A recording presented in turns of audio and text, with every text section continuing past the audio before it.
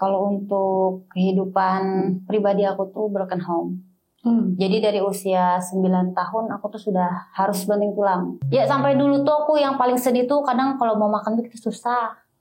Susah banget. Aku tuh dulu hampir gak bisa makan ayam, Mbak. Jadi aku kalau mau makan ayam itu tuh aku harus beli leher ayam yang udah dibekukan sampai 3 hari. Kan harganya jauh lebih murah. Dan aku ingat banget waktu itu ya. Aku makan itu leher ayam itu tuh, leher ayam tuh kan beku tuh Mbak. Biasanya aku sedih beneran aku. Betul. Jadi aku tuh sampai leher tuh dibekukan. Mamaku tuh makan yang kepalanya, aku yang di bawahnya. Itu loh aku setiap hari kalau mau makan ayam. Iya.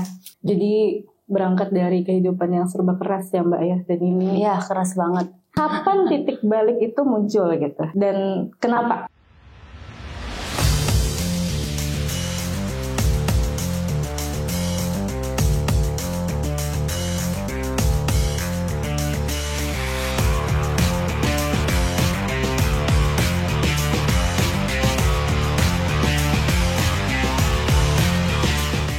Assalamualaikum warahmatullahi wabarakatuh. Jumpa lagi bersama kami podcast Radar Banjarmasin paling paham soal Banua. Hari ini saya ditemani oleh salah satu anak muda atau generasi milenial yang dia cukup terkenal di media sosial dan dia sedang tertarik untuk terjun di dunia perpolitikan. Nah, ini saya perkenalkan dulu, namanya Mbak Via. Apa kabar Mbak Via? Hai, Assalamualaikum. Waalaikumsalam. Perkenalkan nama mulut Noviana Sitorus. Noviana Sitorus, dipanggil? Via Sitorus. Oke, Mbak Via. Saya panggil Mbak Via nggak apa-apa? Nggak apa-apa Mbak. Gimana nih kabarnya Mbak? Alhamdulillah baik Mbak. Alhamdulillah baik. Tadi dari mana? Banjarbaru. Dari Banjarbaru ya, oke. Kegiatannya sekarang ini apa aja Mbak? Kegiatannya jualan. Jualan? Iya. Jualan apa ini? Boleh dong share ke kita. Jualan jus sama gorengan. Jualan jus sama gorengan. Nanti ada ininya ya. Alamat medsosnya nanti. Oh iya dong. Ada. Oke. Saya cukup tertarik nih Mbak. Mbak kan seorang ini ya, influencer atau selebgram lah boleh dikatakan seperti itu. Nah, akhir-akhir ini saya lihat profil Mbaknya penuh dengan hawa-hawa berpolitikan. Iya. Sepertinya Mbaknya nyalek ya. Iya nyalek. Kalau boleh tahu dari partai mana? Dari Fraksi Demokrat. Fraksi Demokrat. Iya. Kenapa jadi terpikir ingin terjun ke dunia politik? Kalau terpikir sih sebenarnya karena aku aktif juga Mbak ya di aktivis sosial. Jadi sebelum aku aktif di politik pun aku udah aktif di sosial. Kalau boleh di-spill kegiatan sosialnya apa ini? Mungkin salah satunya dari banjir 2020 berapa kemarinnya? Yang banjir parah itu. Oh, yang banjir di bagian ini relawan ya? Ya relawan. Cuman relawan. Aku pribadi itu Mbak. Oh pribadi. Turun langsung? Turun langsung. Dana langsung. Dana sendiri. Dan sendiri. Memang pure dari aku paling sama teman-teman aja. Tenaganya juga pasti. Iya pasti tenaga pasti. Tingkat kebenciannya tinggi juga nih. Oke Mbak, boleh diceritain mungkin perjalanannya Mbak dari yang sebelumnya tidak tertarik atau mungkin tiba-tiba tertarik di kemana dulu nih? Ke kehidupan kah? Iya boleh. Atau perpolitikan? Di kehidupan dulu deh. Kehidupan. Sharing dulu kita. Jadi mungkin dari profil aku dulu ya. Kalau aku tuh sebenarnya sih kalau untuk kehidupan pribadi aku tuh broken home. Jadi dari usia 9 tahun aku tuh sudah harus banting tulang. Dulu kan aku memang tinggal di Banjarmasin Mbak. Orang Banjarmasin. Ya, aku asli orang Banjar. Mana? Daerah Teluk Tiram. Jadi aku memang lahir di Banjarmasin. Aku SD itu sampai kelas 5. Baru naik kelas 5 aku pindah ke Sekumpul atau Martapura. Nah, aku sekolah pesantren di sana. Oh, sempat berapa lama?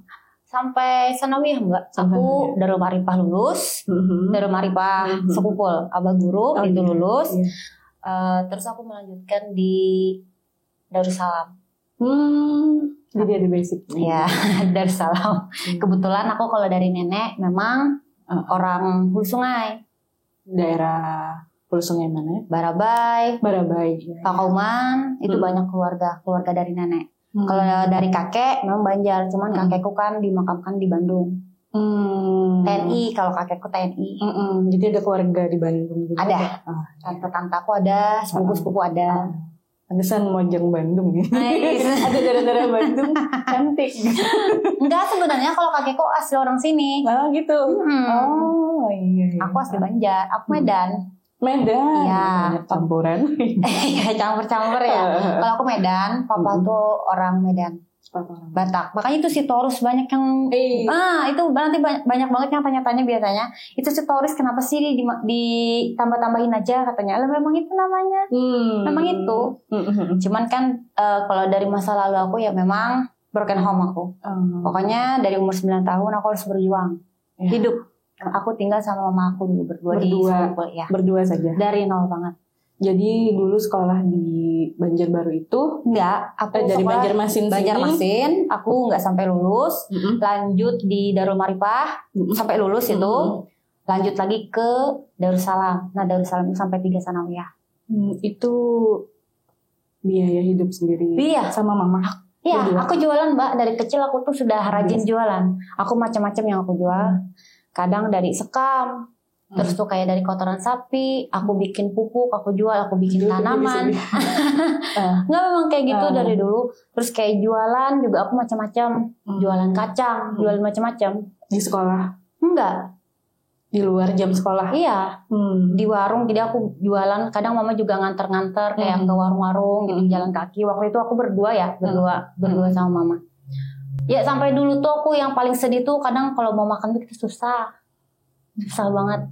Aku tuh dulu hampir nggak bisa makan ayam Mbak. Jadi aku kalau mau makan ayam itu tuh aku harus beli leher ayam yang udah dibekukan sampai 3 hari. Kan harganya jauh lebih murah. Dan aku ingat banget waktu itu ya. Aku makan itu leher ayam itu tuh. Leher ayam tuh kan beku tuh Mbak. Biasanya aku sedih beneran aku. Betul. Jadi aku tuh sampai leher tuh dibekukan. Mamaku tuh makan yang kepalanya, aku yang di bawahnya. Itu loh aku setiap hari kalau mau makan ayam. Iya. Terus kalau kayak sayur-sayur ya paling aku nanam dulu tuh. Aku ngontrak dulu tuh rumah. Jadi aku tuh dulu nyewa rumah sama mama tuh. Awalnya itu aku nyewa itu tuh bedakan. Cuman panas banget dan gak bisa usaha juga. Terus pindahlah aku ke jalan pendidikan. Di situ aku nyewa sama mama itu tuh kayak toko bekas, bukan toko juga sih, warung biasa. Jadi samping-samping itu kayak cuma pakai kawat-kawat aja, sekelilingnya itu kawat, terus di bawahnya tuh juga di dapur itu tuh cuman tanah. Jadi tanah itu tuh mamaku kreatif ya, alhamdulillah mamaku tuh kreatif walaupun kamu miskin banget, mamaku tuh kreatif. Jadi dialasin sama kardus gitu. Jadi kalau hujan, basah. Karena cuma ditutupin sama kain. Waktu itu nggak punya dana juga mau beli triplek atau apa, nggak punya. Jadi ya semaksimal mungkin uang itu tuh nggak bisa dibuang-buang buat hal-hal yang di luar anggaran buat makan. Jadi jualan macam-macam. Aku jualan ya macam-macam Mbak, banyak banget ya. Tadi salah satunya aku jualan pupuk dari kotoran. Itu aku bawa sepeda Mbak. Sepeda. Itu kelas berapa? Itu Darul Marifah itu aku kelas 3. Kelas 3. Kalau sanawiyah. Enggak. 3. Kalau hitung-hitungan ini kelas 6. Oh, kelas 6 SD. Oh, jadi kalau sekolah di Darul Marifah itu kita kelas 6 negeri, kelas 3. Oh, gitu. Dan itu di situ aku buta banget sebenarnya, cuma bisa ngaji aja. Karena di sana pelajarannya Arab kan, Arab gundul yang dibaca. Alhamdulillah bisa, alhamdulillah paham. Sampai sekarang pun ya masih bisa lah. Jadi ya itu aku kalau ingat perjuangan hidup tuh keras banget. Kadang juga kesel kenapa gitu. Aku ngalamin hidup.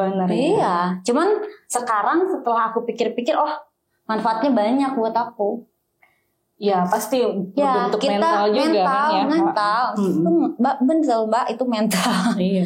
Jadi kuat, kita jadi lebih percaya diri, yakin.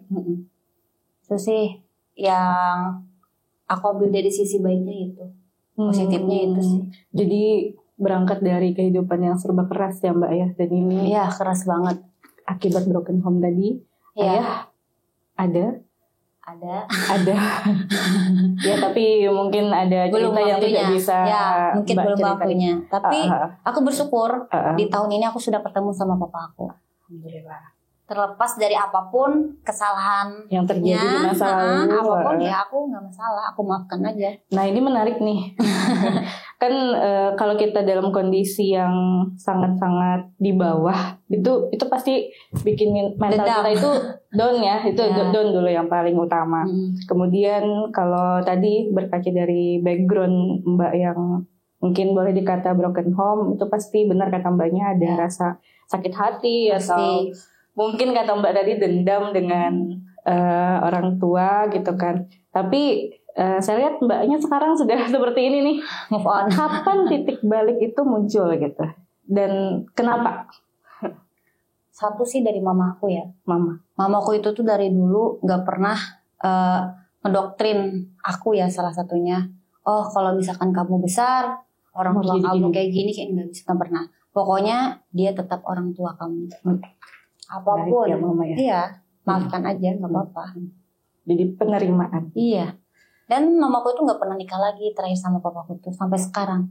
Mamaku udah tua Mbak, 73 ini mau. Setelah lahir aku, usiaku 2 tahun setengah lah, udah nggak pernah nikah lagi sampai sekarang. Dari momen nih Banget mamanya. Iya. Keras sih, keras. Tapi ya efeknya bagus untuk mental anaknya jadinya. Iya sih, nggak mengeluh. Jadi alasan Mbak bangkit itu karena mama. Salah satunya mama, salah satunya keluarga, dan hal lainnya ya orang lain lah. Kita senang aja kok kalau bisa ngebantu orang lain, Mbak. Karena ngerasa ya dulu gimana nggak enaknya, kayak gimana rasanya kita susah makan kayak apa tuh ngerasa. Makanya kemarin yang pas kata Mbak banjir tersentuh. Iya, salah satunya tuh ada lokasi yang nggak dijamah. Itu daerah mana? Di daerah Keliling Benteng. Masuk gitu ke dalam. Itu rumah itu sampai atap sudah, Mbak. Keliling Benteng. Sungai Tabuk ini. Oh iya. Kabupaten Banjar. Iya. Salah satunya di sana aku yang pertama kali datang. Jadi banyak ke sana. Nah ya. Kelotok? Bukan. Sambora, Mbak. Aku aja kaget. Sambora itu kayak kelotok, tapi cuma bisa dinaikin 2 orang. Dan itu ingat banget aku malam Jumat, iya. Karena banyak orang yang hubungin aku waktu itu. Hubungin aku minta tolong, Mbak di sini Mbak nggak terjamah katanya. Sampai penerangan nggak ada. Sampai aku belikan genset itu Mbak yang buat penerangan itu. Karena nggak ada lampu sama sekali di sana. Pencahayaan nggak ada. Mereka kenapa tetap bertahan di sana? Karena penjarah ya biasanya, maling-maling atau apa itu. Benar. Itu banyak banget. Sana tuh jadi mereka sengaja diam di sana. Terpaksa. Karena di sana yang ngejarah tuh berani pakai kelotok besar. Pakai senjata tajam juga. Setahu saya. Iya ya. Di arah situ. Pokoknya tuh ngeri banget Mbak waktu itu tuh. Jadi abangnya malam-malam naik. Sebenarnya kita kena prank. Dibilang aman gak ini jalan? Ya aman aja. Tiba-tiba sampai, ya sudahlah. Cuma kan karena kita waktu di jalan. Ada apa nih yang ditemui, ada apa? Temanku jujur itu temanku sampai sakit, ada yang ngeliat buaya juga di jalan. Di laut, di sungai itu. Itu gelap banget, Mbak. Temanku tuh sampai sakit, aku merinding. Jadi kaget kan, ini di sungai ini kita nggak nyampe kah? Dipikir cuma 20 menit. Ternyata lebih. Jadi diam aja, sudah kita di atas Sambora, nggak bisa ngapa-ngapain, napas aja susah, Mbak. Aku sampai kemarin tuh juga temen-temen kayak dari Polri berani banget katanya. Ya sudah kepalang tanggung. Cuman memang aku di sana ada asli orang sana yang memang yang ngebawa kami itu memang asli orang sana sih, makanya aku berani. Sampai sana rasa ketakutan kita di perjalanan itu hilang. Ngelihat kondisi mereka. Kaget juga aku, Mbak. Dan aku juga kemarin tuh sama ada beberapa tim aku juga teman-teman. Yang memang teman-teman aku pribadi ya, bukan teman-teman sosial media, bukan, memang teman masa kecil aku. Dia yang ikut, aku ajak, bantu aku, kataku. Berangkat. Beberapa kali lah aku datang ke sana dan alhamdulillah karena viral banyak akhirnya yang datang.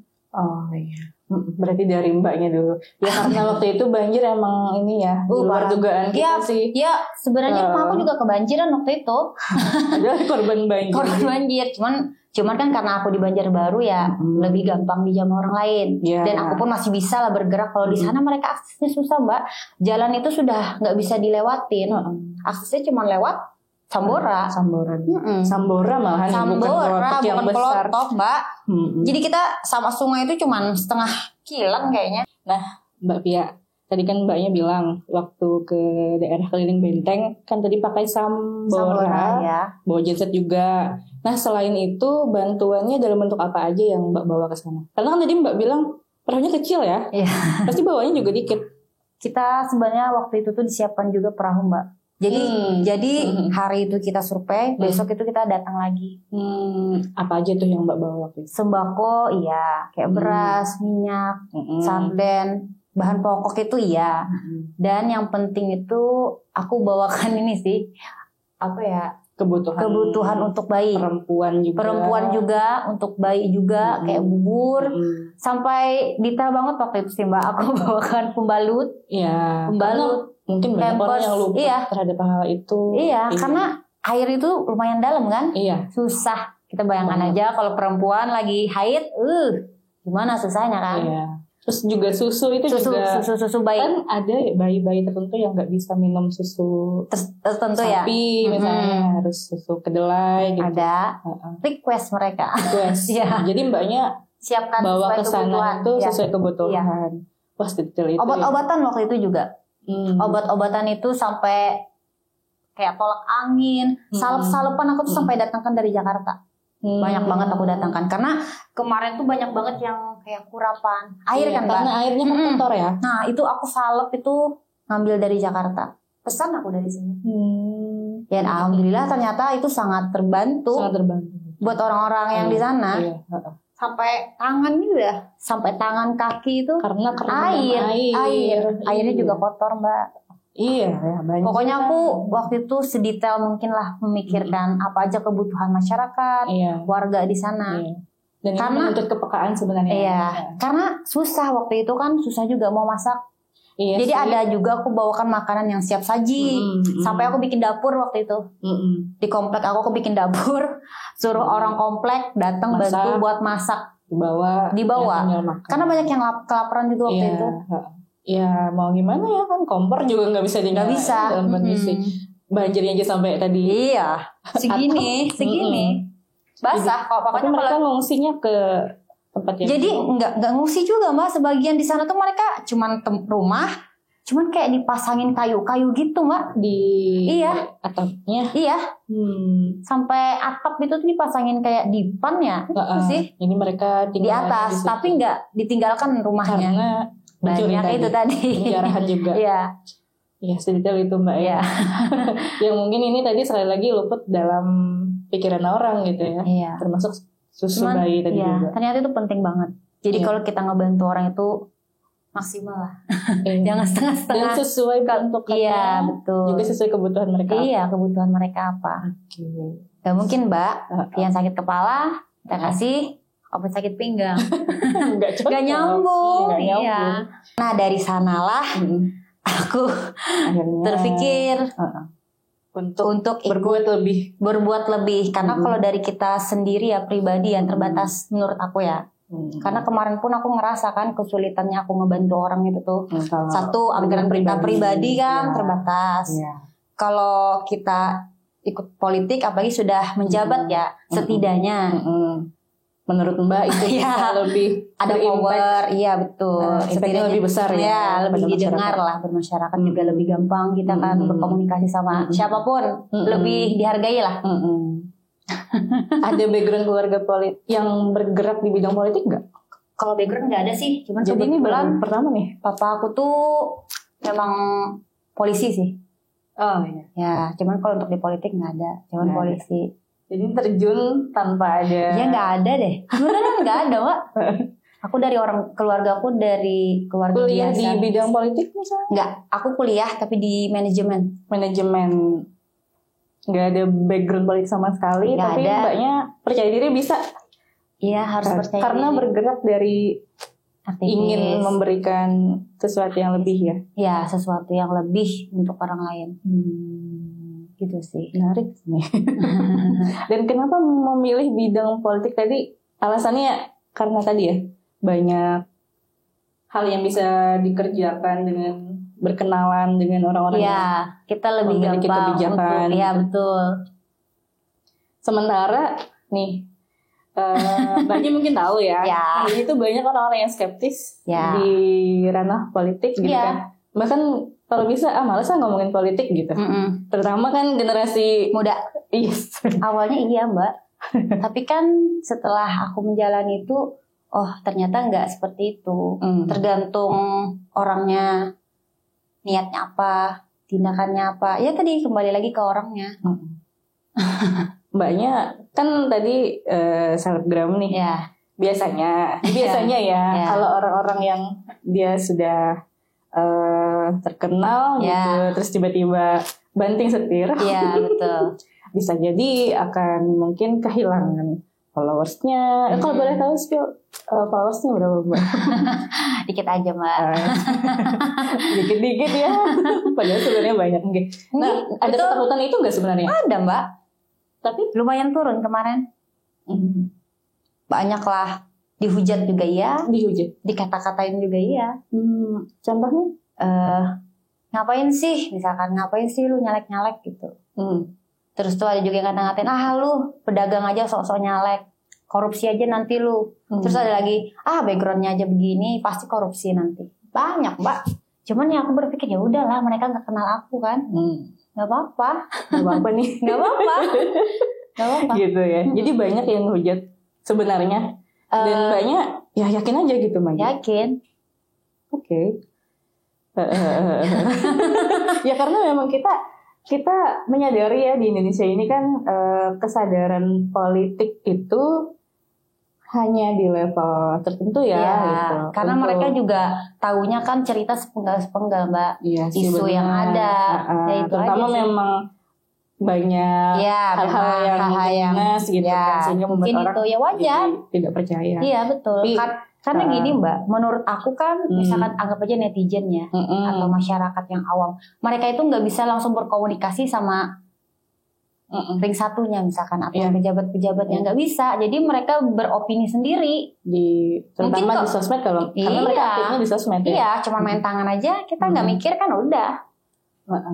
Gampang kan? Mungkin kalau dia bisa berdialog sama orang tersebut, mungkin dia tahu gitu. Oh, ternyata nggak sehitam itu. Nggak sehitam itu. Baik. Luar biasa ya. Dari yang tadinya Mbaknya backgroundnya hanya pedagang ya. Pedagang apa nih Mbak? Banyak Mbak aku pedagang. Kalau sekarang ini ya di minuman sih. Minuman, gorengan, kulineran. F&B ya. F&B. Oke. Sebelum itu juga ada aktif aku entertain. Pernah di model juga. Personal trainer juga. Nah, personal trainer nih di aktif fitness aku. Fitness. Oke. Siap. Nah, jadi wajar ya kalau misalkan tadi Mbaknya bilang cuma pedagang aja ini gitu. Iya. Nanti ujung-ujungnya juga ya. Ya, kita memang nggak bisa menutup mata juga sih ya. Iya. Budaya korupsi di negara kita ini memang nggak ada hati gitu kan. Tapi Mbaknya masih percaya bahwa ada orang-orang yang masih banyak orang-orang baik, masih banyak orang-orang baik dan tetap berusaha ingin tidak mengikuti hal tersebut gitu ya di sana. Kita niatnya apa? Hanya ingin memberikan manfaat yang besar. Harapannya itu bisa membantu orang lain, bisa membantu orang-orang yang membutuhkan. Oke. Jadi dari personal trainer, kemudian pedagang, macam-macam. Udah macam-macam lah. F&B, kemudian backgroundnya juga luar biasa ya. Pernah jadi kori dulu aku Mbak. Wah, betul. Nah, ini ya di pondok pesantren kan? Enggak, waktu di Banjar. Aku aktif di bukan pesantren ya, kayak TPA gitu. Waktu di Banjar itu sering ikut lomba juga? Enggak sih, sering cuman pernah. Itu sih pernah, tapi waktu di Sepobo udah enggak. Orang tua ngedukung Mbak? Orang tua ngedukung aja, yang penting untuk kebaikan, positif, udah itu aja sih. Oke. Jangan ngerampas punya orang. Nggak berarti nih. Ya, itu aja sih pesan mamaku itu remnya. aja. Jangan ngerampas punya orang. Karena jujur ya Mbak, walaupun kehidupan aku tuh susah banget, bisa dibilang susah banget, miskin banget lah. Aku nggak berani nyolong punya orang. Karena kita buah di pohon diambil itu nggak berani aku. Pernah sih waktu itu kejadian ya. Aku temen kan waktu di Banjar itu kejadiannya fatal banget menurut aku. Jadi aku tuh jalan, main, terus diajak temen aku ke rumah orang itu kebetulan di Banjar itu ada buah anggur, pohonnya itu berbuah. Mungkin karena dia kasihan ya ngelihat aku ya anak-anak, boleh nggak minta ya ambil aja kata orang itu yang punya. Iya, dia jadi gini nih. Udah, memang orang itu terkenanya arogan ini dan itulah. Terus aku dikasih waktu itu Mbak, pas dikasih pulang dong, body kresek sampai rumah, terus aku dimaki-maki mama. Kok bisa? Iya, ini kenapa kamu ngambil punya orang? Aku minta, kataku, minta ini dikasih. Mama nggak percaya. Nggak percaya. sampai hari ini ya. Mungkin terakhir 1 bulan yang lalu aku cerita, ingat nggak dulu kataku? Dia pernah mukulin aku. Sampai dipukul. Iya Mbak, dibuang itu buah. Ingat nggak kataku? Iya. Aku kan percaya waktu itu Jar. Karena aku tahu orangnya tuh ada mungkin aku berbarian orang Jar. Baru hampir 30 tahun aku berani ngomong gitu waktu itu. Nah jadi aku nggak berani yang namanya ngambil punya orang lain itu nggak berani. Sebenarnya itu dikasih. Memang dikasih. Tapi mama nggak percaya. Udah aku dipukulin, dimaki-maki dan buahnya itu dibuang. Jadi dari sana juga kayak ngerem mbaknya. Ya itu sih. Nggak pernah aku Mbak ngambil punya orang. Oke. Dan harapannya dengan hal ini nanti ketika mbaknya terpilih, ya amin, semoga tidak selalu jadi rem untuk dia. Selalu menjadi rem. Oke. Persiapan apa aja nih yang sudah Mbak Pia lakukan dalam mungkin sebelum masa kampanye sampai nanti?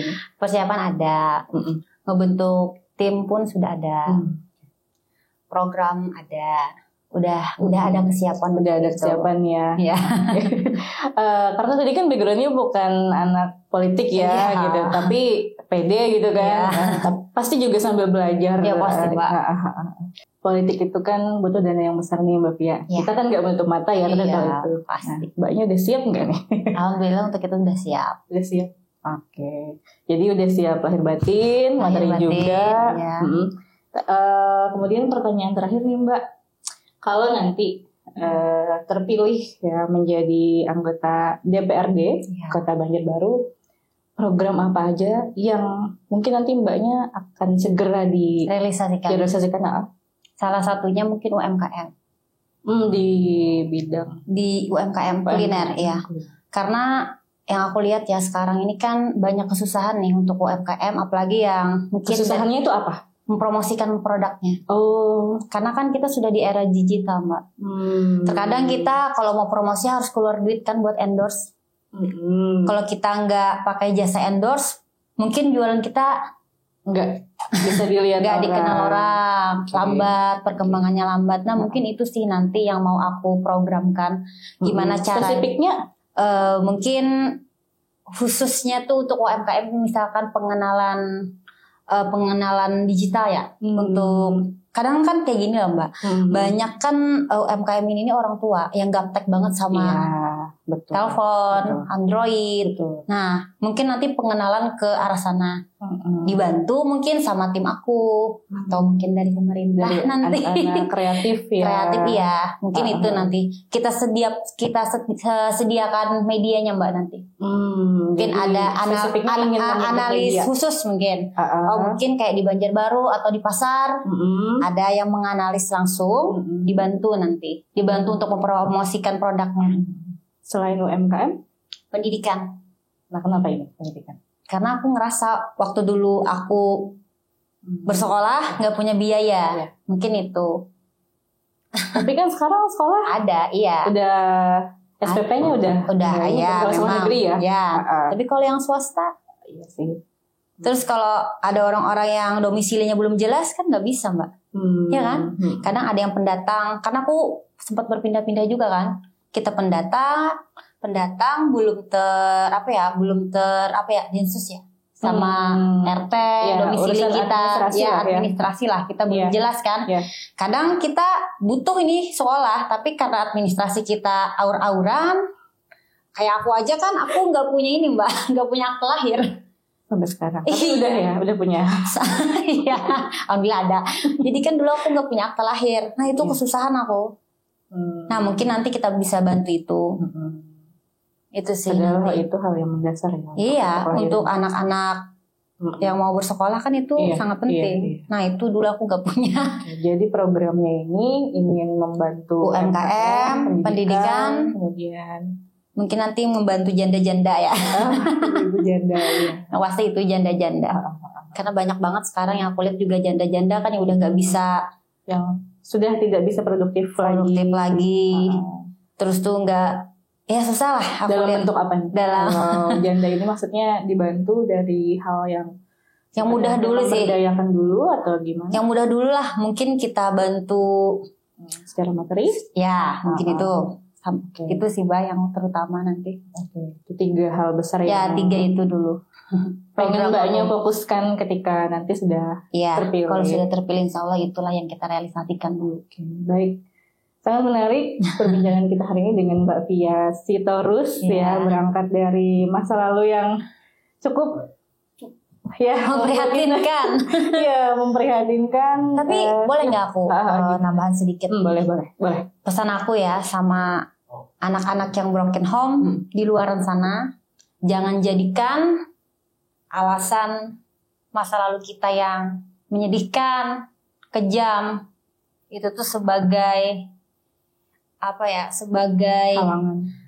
Bukan halangan. Jangan menjadi dasar untuk kita merusak diri. Karena aku yakin buat kalian-kalian yang di luar sana yang hidup di keluarga broken home bisa menjadi orang yang lebih bermanfaat untuk orang banyak.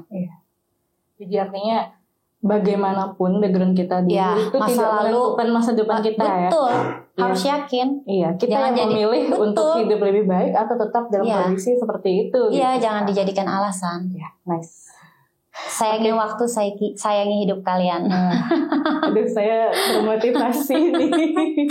Keren Mbaknya ya. Baik, makasih banyak Mbak Via udah sharing hari ini ke studio kami. Dengan background yang tadi kata Mbaknya cukup memprihatinkan, tapi Mbaknya tidak menyerah tidak menutup diri. Tidak menutup diri, tidak menutup nasib gitu kan. Justru jangan menerima nasib, memilih untuk bangkit dan berharap ingin memberikan impact yang luar biasa kepada masyarakat. Salah satunya dengan terjun ke ranah politik ya, seperti itu. Baik, mungkin sampai sini dulu podcast kami Radar Banjarmasin. Jumpa lagi di podcast selanjutnya. Assalamualaikum warahmatullahi wabarakatuh. Waalaikumsalam.